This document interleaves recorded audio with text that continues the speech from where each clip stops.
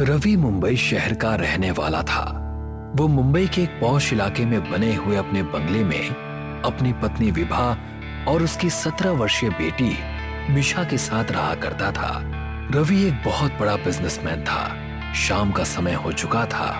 Vibha kitchen में भोजन बना रही थी। तभी उसे दरवाजे की डोरबेल बजने की आवाज सुनाई दी।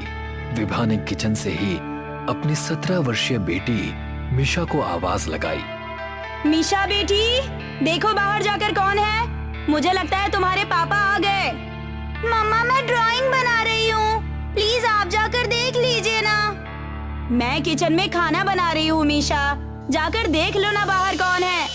प्लीज मम्मा, आप जाकर देख लीजिए, नहीं तो मेरी ड्राइंग खराब हो जाएगी और मेरी सारी मेहनत पर पानी फिर जाएगा।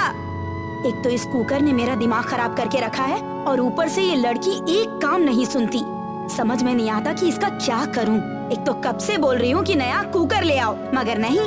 दुनिया का सामान लाने का तो सारा ध्यान रहता है, मगर मेरा एक छोटा सा कुकर खरीद कर नहीं ला सकते। इतना कहकर विभा झल्लाती हुई दरवाजे के पास चली गई और दरवाजा खोला। दरवाजे पर उसका पति रवि था, जो हाथ में एक कुकर पकड़े हुए था। मैं कब से डोरबेल बजा रहा हूँ। मैं एक बार में 2 काम नहीं कर सकती रवि। किचन में खाना बना रही थी। मैंने मिशा से 2 बार कहा कि जाओ जाकर देखो दरवाजे पर कौन है, मगर तुम्हारी ही बिगाड़ी हुई है। मेरा तो एक काम नहीं सुनती वो। वैसे तुम्हारे हाथ में क्या है? आज ऑफिस में मेरा दोस्त आया था, शायद ये कुकर उसी का था। वो बहुत जल्दी में था और जल्दी में वो ये कुकर ऑफिस में ही भूल गया।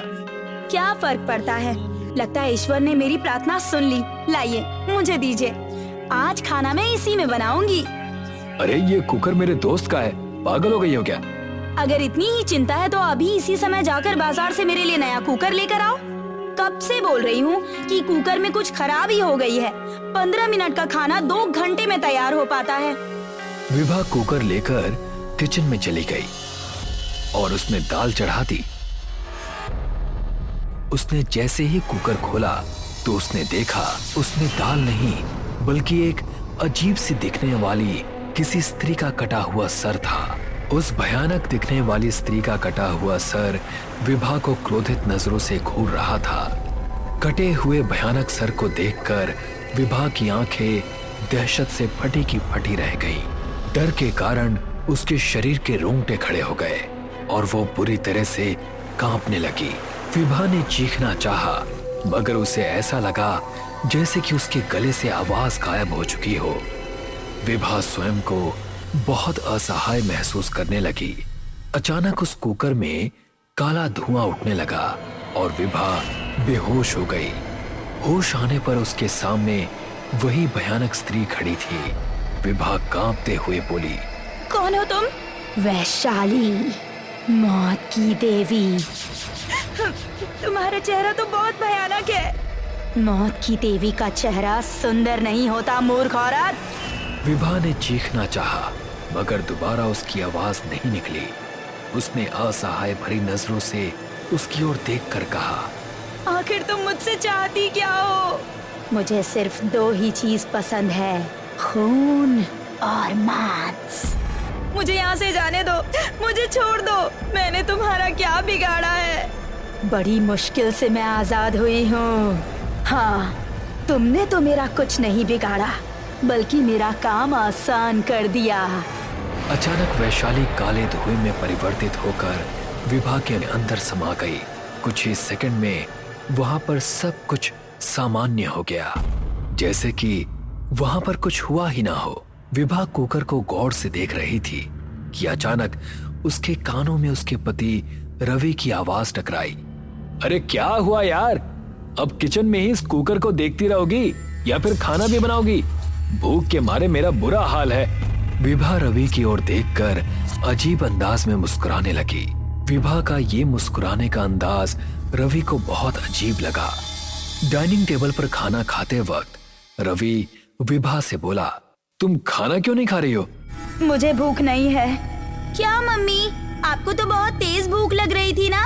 अचानक आपकी भूख कैसे मर गई? क्योंकि मुझे दाल पसंद नहीं। ये सुनकर रवि और मिशा दोनों चौंक गए। लेकिन कब से?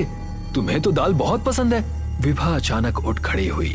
और गुस्से से दोनों की ओर देखा, फिर अपने बेडरूम में चली गई। विभा को जाते देख अचानक मिशा की चीख निकल गई। क्या हुआ मिशा? पापा, आपने नहीं देखा मम्मा जब यहाँ से जा रही थी तो उनके पीछे एक अजीब सी काली परछाई चल रही थी। पागल हो गई हो क्या? तुम्हें पता भी है कि तुम क्या बोल रही हो? कितनी बार तुमसे कहा है मैंने मिशा कि रात में हॉरर मूवीज कम देखा करो। ना तो तुम अपनी मम्मा का कहना मानती हो और ना ही मेरा। ये सिर्फ तुम्हारा वहम होगा मिशा।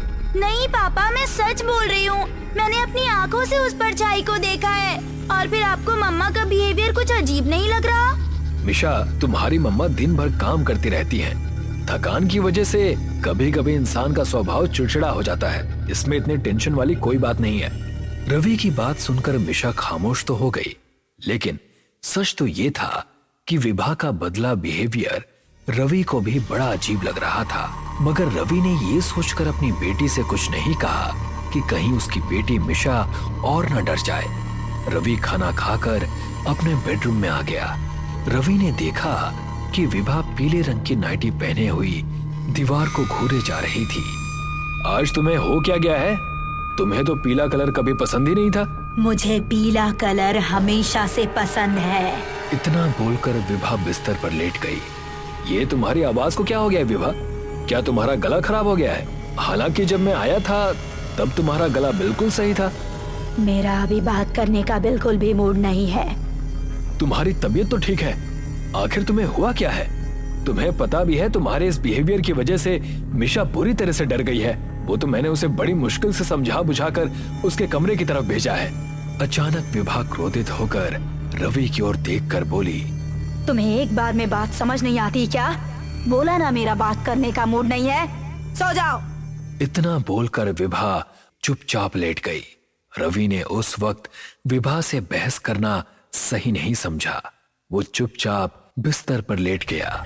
अचानक आधी रात को रवि को अपने शरीर पर किसी का स्पर्श महसूस हुआ।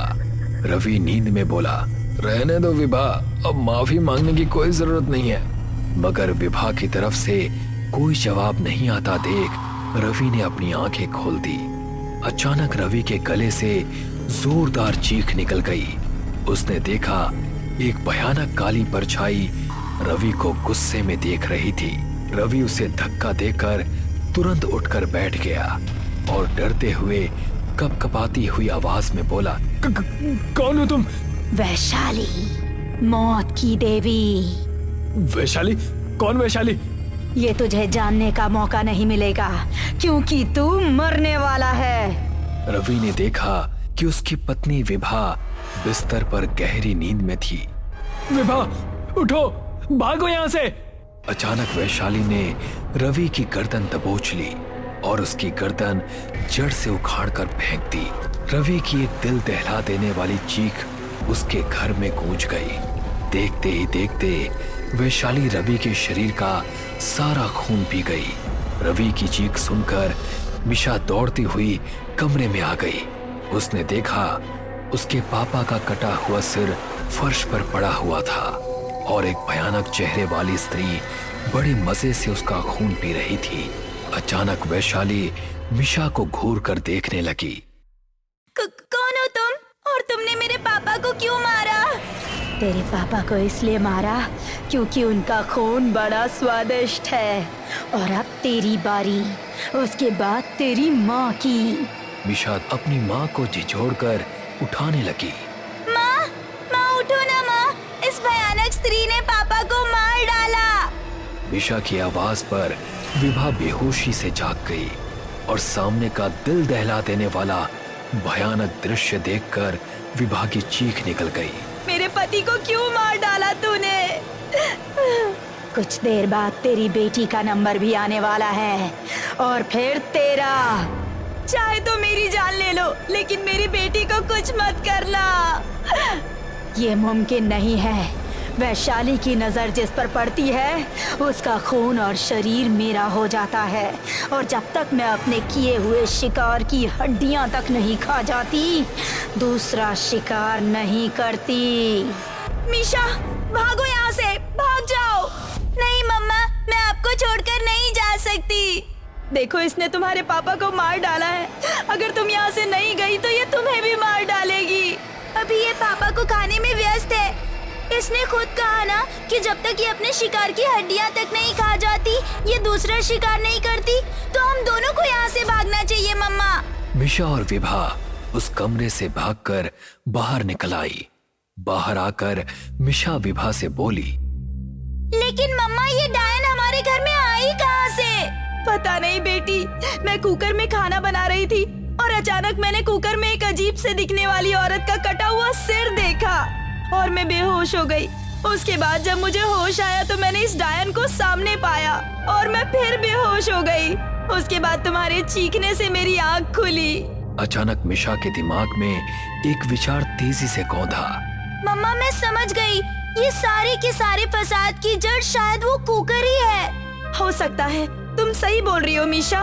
मिशा गुस्से में किचन की ओर भागी और कुकर उठाकर वहां से ले आई और बुरी तरह से जमीन पर पटकने लगी, मगर कुकर में एक खरोंच तक नहीं आई। हमें इस मनहूस कुकर को बाहर फेंकना होगा मम्मा। इतना कहकर मिशा और विभा कुकर को लेकर बाहर आ गईं। बाहर रात के सन्नाटे में अब विभा गुस्से में कुकर को पटकने लगी। तभी उन दोनों के कानों से एक भारी आवाज टकराई। तुम लाख इस कुकर को तोड़ने की कोशिश कर लो, मगर इसका कुछ नहीं बिगड़ेगा। मिशा और विभा के सामने एक साधु खड़ा था। इस कुकर में वैशाली नाम की डायन का वास है, जिसे लोग डर और दहशत की वजह से मौत की देवी कहकर बुलाते हैं, जो इतनी खतरनाक है कि वो इंसान की हड्डियां तक खा जाती है। मैं जानता हूँ इस कुकर को तुम्हारा पति यहाँ पर लेकर आया था। आप कैसे जानते हैं इस कुकर के बारे में? आज से 2 साल पहले पपीहा गांव में वैशाली नाम की औरत जादू टोने के नाम पर निर्दोष लोगों की बलि लिया करती थी। कहते हैं कि वैशाली मंजरी नाम की डायन की पुजारन थी, जो अमर होने के लिए इस घिनौने काम को अंजाम दिया करती थी। वैशाली की काली शक्तियों की भूख एक दिन इतनी बढ़ गई कि एक दिन उसने अपनी ही बेटी की बलि मंजरी डायन को चढ़ा दी। गुस्से में उसके पति ने वैशाली को मारकर उसके टुकड़े करके इसी कुकर में रख दिए थे। तो इसका मतलब वैशाली एक आत्मा है? नहीं, जब वैशाली ने अपनी बेटी की बलि मंजरी डायन को चढ़ा दी तो वो डायन वैशाली के शरीर के अंदर समा गई और अब वैशाली स्वयं एक डायन है। वैशाली ने मरने से पहले मंजरी डायन से यही सौदा किया था, लेकिन उसका पति इस बात को नहीं जानता था। मरने के बाद वैशाली एक डायन बन गई और वो डायन बनकर लोगों का खून पीने लगी। धीरे धीरे वैशाली का खौफ इतना बढ़ गया कि लोग उसे मौत की देवी कहकर बुलाने लगे और देखते ही देखते पपीहा गांव पूरा खाली हो गया। उसे इस कुकर में मैंने ही कैद किया था, क्योंकि उसके पति ने वैशाली को इंसानी शरीर में मारकर उसके मांस और हड्डियों को इसी कुकर में रख दिया था। वैशाली चाहे लाख कोशिश कर ले, लेकिन वो हमेशा इस कुकर से जुड़ी रहेगी। लेकिन आज अगर तुम दोनों का भी खून पीने में कामयाब हो जाती तो मंजरी वैशाली के जरिए इस संसार में हमेशा हमेशा के लिए आ जाती और इस संसार में कहर ढा देती। मैं समझी नहीं बाबा। जब वैशाली का खौफ बहुत ज्यादा बढ़ गया तब मैंने उसे इसी कुकर में बंद कर दिया। मैं इस कुकर को अपने साथ लिए जा रहा था, लेकिन एक शराबी ने इस कुकर को मुझसे चुरा लिया और उस शराबी से तुम्हारे पति के दोस्त ने इस कुकर को छीन लिया और वो तुम्हारे पति के ऑफिस में भूल गया और कुकर तुम्हारे घर पर आ गया। इतना कहकर साधु ने कुकर विभा के हाथ से ले लिया और मंत्र पढ़ने लगा। अचानक काली घटाएं छा गई। देखते ही देखते वैशाली वहां आ गई और गुस्से में साधु से बोली, तुझे क्या लगता है तू मुझे दोबारा इस कुकर में बंद कर पाएगा? मैं जानता हूँ वैशाली कि मंजरी तेरे द्वारा इस संसार में आना चाहती है, मगर मैं उसकी योजना को कभी सफल नहीं होने दूंगा। वैशाली गुस्से में साधु की ओर बढ़ी, मगर साधु ने अपनी झोली से एक लाल रंग का सिंदूर निकालकर वैशाली के ऊपर जैसे ही फेंका, वैशाली चीखती हुई कुकर के अंदर समा गई। तुम्हारे पति के भाग्य में चुड़ैल के हाथों ही मरना लिखा था और भाग्य के लिखे को कोई नहीं मिटा सकता। इतना कहकर वो साधु वहां से चला गया।